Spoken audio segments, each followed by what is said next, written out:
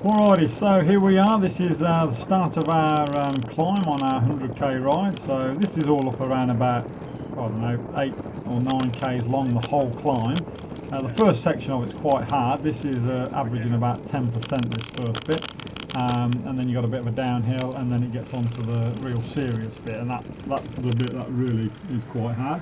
But this first section, I'm just classing this ride as a bit of a training ride. So we weren't going fast. We only averaged about 25k's an hour for the whole 100k's.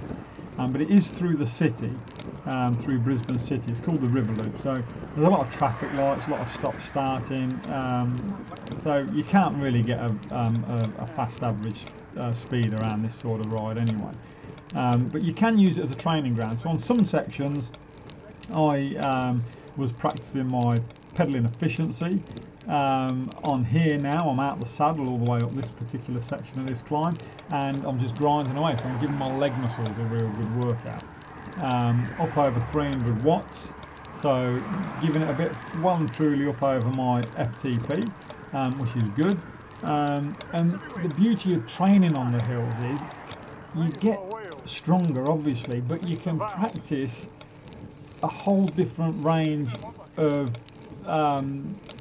techniques on the bike. So you can practice grinding up like I'm doing now, out the saddle. You can sit in the saddle and grind up.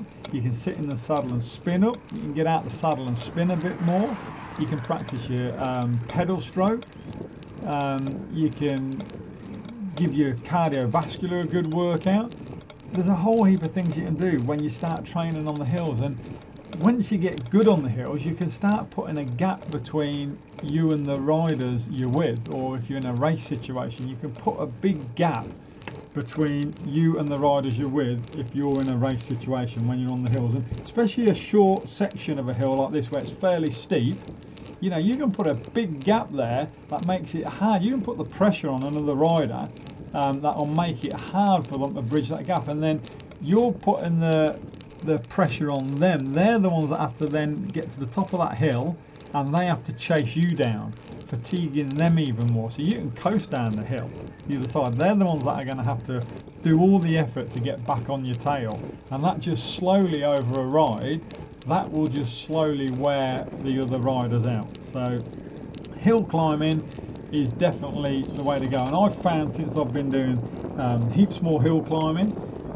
doing a lot of training on the hills, that obviously I've become stronger, but heaps more efficient as well, heaps more efficient. And then you can translate all that power that you're able to put out onto the hills, you can translate that power onto the flats, you know, spinning at a slightly higher cadence. I like to get up around about 95 cadence if I'm on the flat and you're hooning along, but it means you can hold those watts, those higher watts. The other good thing it is great for, obviously on the hills you're pushing more watts out.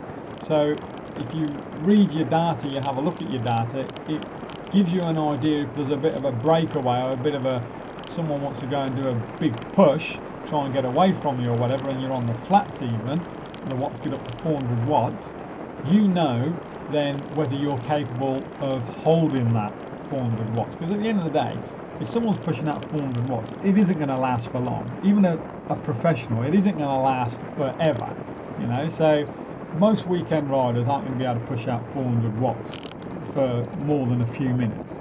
So it gives you the ability to know whether or not you can do that if there is a breakaway. So training on the hills helps in every way with cycling. And I reckon since I've been doing heaps of hill training, I've got a hill at the back of my place, do a lot of repeats, so that doesn't have to be a long hill. It's just got to be enough to give you a workout. You do repeats, and I've become stronger and a heap more efficient. So I reckon everyone, if you want to get stronger and more efficient, get out and train on your hills.